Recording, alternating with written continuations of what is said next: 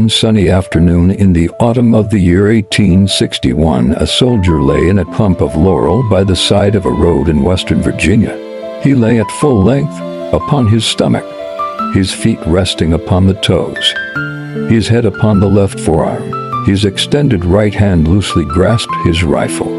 But for the somewhat methodical disposition of his limbs and a slight rhythmic movement of the cartridge box at the back of his belt, he might have been thought to be dead. He was asleep at his post of duty. But if detected, he would be dead shortly afterward, that being the just and legal penalty of his crime.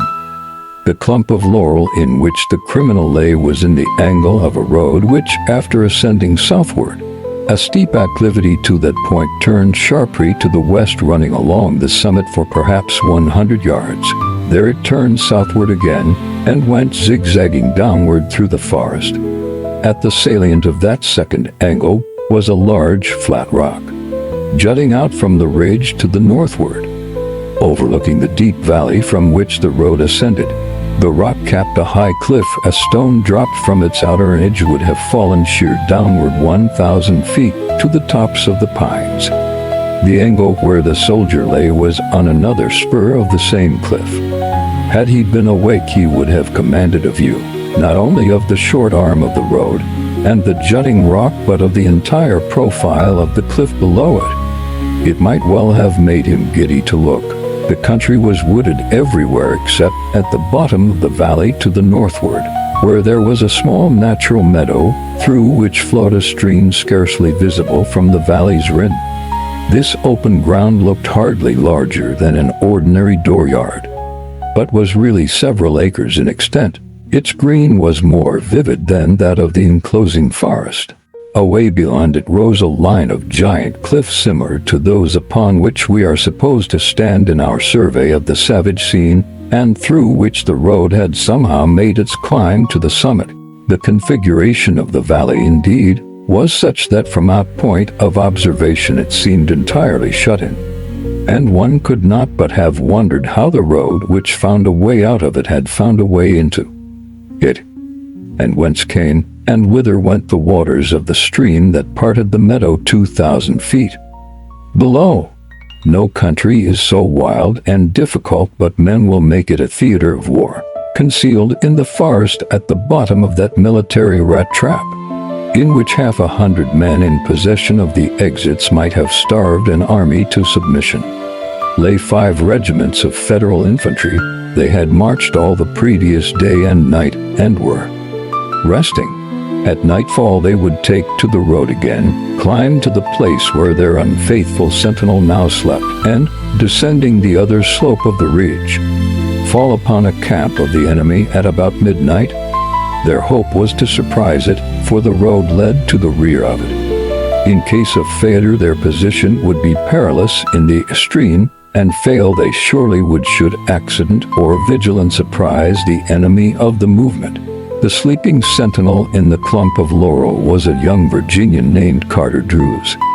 He was the son of wealthy parents, an only child, and had known such ease and cultivation and high living as wealth and taste were able to command in the mountain country of western Virginia. His home was but a few miles from where he now lay. One morning he had risen from the breakfast table and said quietly and gravely, "Father, a Union regiment has arrived at Grafton.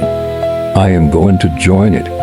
The father lifted his leonine head, looked at the son a moment in silence, and replied, "Go, Carter, and whatever may occur, do what you conceive to be your duty. Virginia, to which you are a traitor, must get on without you. Should we both live to the end of the war, we will speak further of the matter. Your mother, as the physician has informed you, is in a most critical condition. At the best she cannot be with us longer than a few weeks, but that time is precious. It would be better not to disturb her." So Carter Druse, bowing reverently to his father, who returned the salute with a stately courtesy which masked a breaking heart, left the home of his childhood to go soldiering. By conscience, encouraged by deeds of devotion and daring, he soon commended himself to his fellows and his officers. And it was to these qualities, and to some knowledge of the country, that he owed his selection for his present perilous duty at the extreme outpost. Nevertheless, fatigue had been stronger than resolution, and he had fallen asleep. What good or bad angel came in a dream to rouse him from his state of crime, who shall say? Without a movement, without a sound, in the profound silence and the languor of the late afternoon, some invisible messenger of fate touched with unsealing finger the eyes of his consciousness, whispered into the ear of his spirit the mysterious awakening word which no human lips have ever spoken, no human memory ever has recalled. He quietly raised his forehead from his arm and looked between the masking stems of the laurels, instinctively closing his right hand about the stock of his rifle. His first feeling was a keen artistic delight. On a colossal pedestal, the cliff, motionless at the extreme edge of the capping rock, and sharply outlined against the sky, was an equestrian statue of impressive dignity. The figure of the man set the figure of the horse, straight and soldierly, but with the repose of a Grecian god carved in the marble which limits the suggestion of activity. The gray costume harmonized with its aerial background. The metal of accoutrement and caparison was softened and subdued by the shadow. The animal's skin had no points of highlight.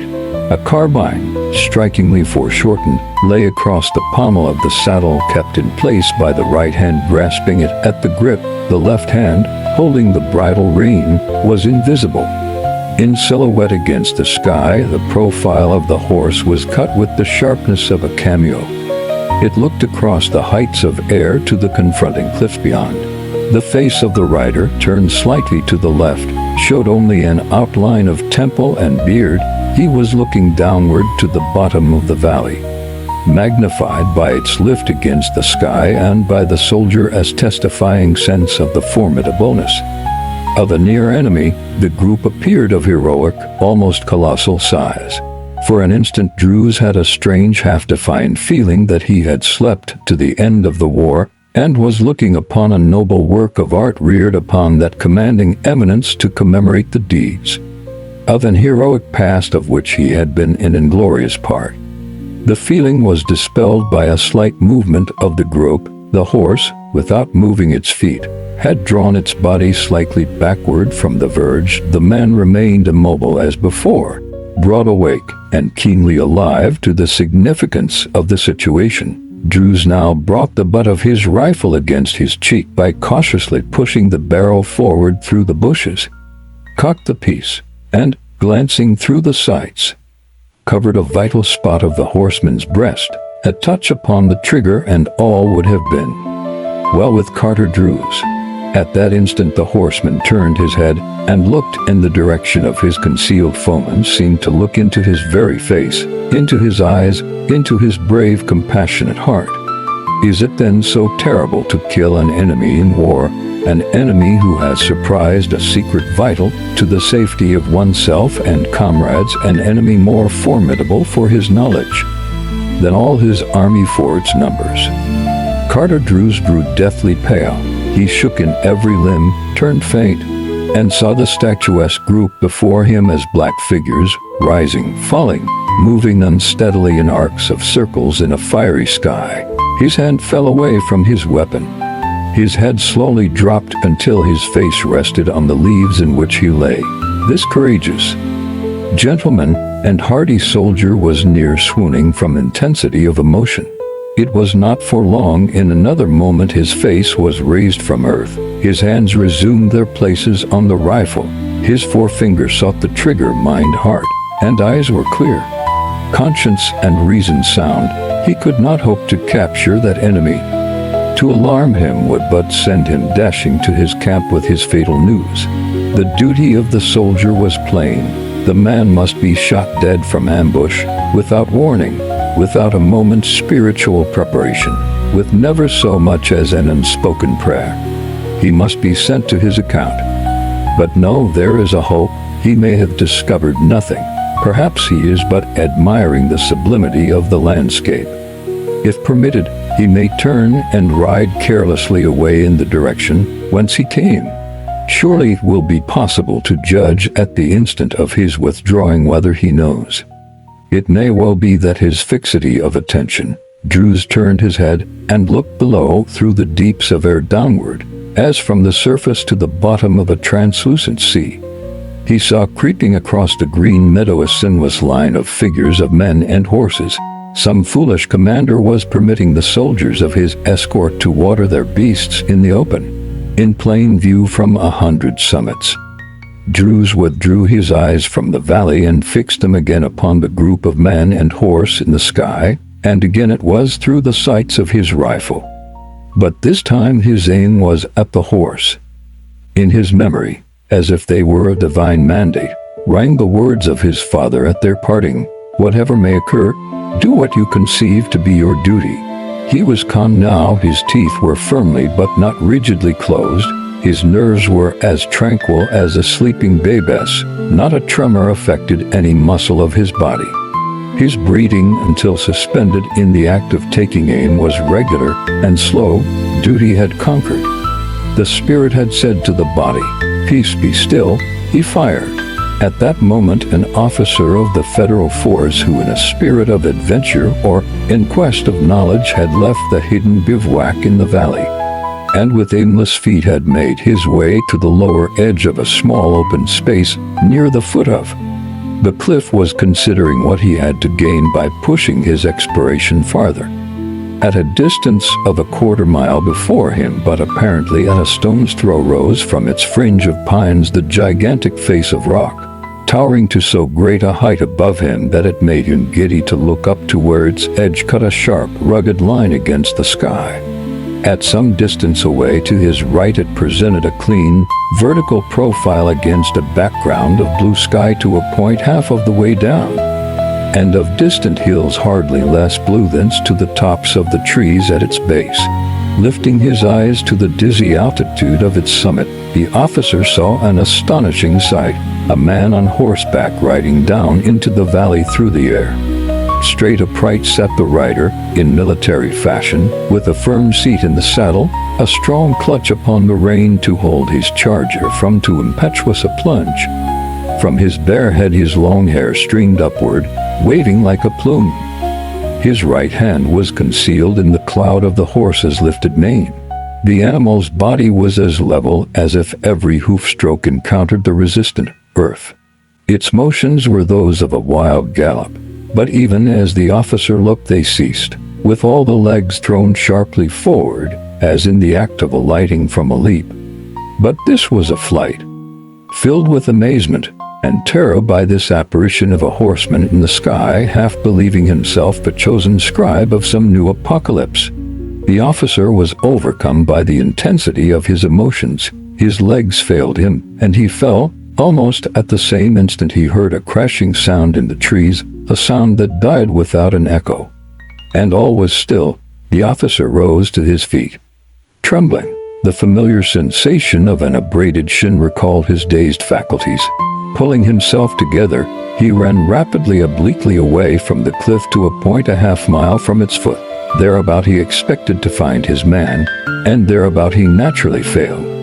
In the fleeting instant of his vision, his imagination had been so wrought upon by the apparent grace and ease and intention of the marvelous performance that it did not occur to him that the line of march of aerial cavalry is directed downward, and that he could find the objects of his search at the very foot of the cliff. A half-hour later, he returned to camp. This officer was a wise man.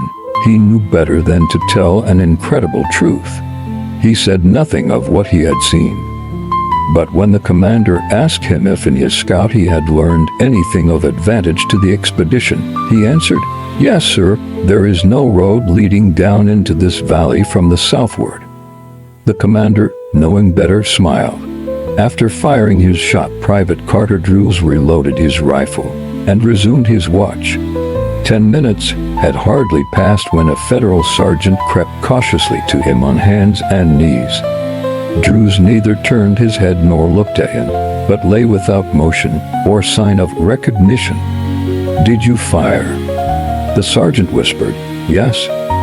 "At what?" "A horse." It was standing on yonder rock, pretty far out. You see, it is no longer there. It went over the cliff. The man's face was white, but he showed no other sign of emotion. Having answered, he turned away his face and said no more. The sergeant did not understand. "See here, Druse," he said, after a moment's silence, "it's no use making a mystery. I order you to report. Was there anybody on the horse?" "Yes." "Who?" "My father." The sergeant rose to his feet and walked away. "Good God," he said,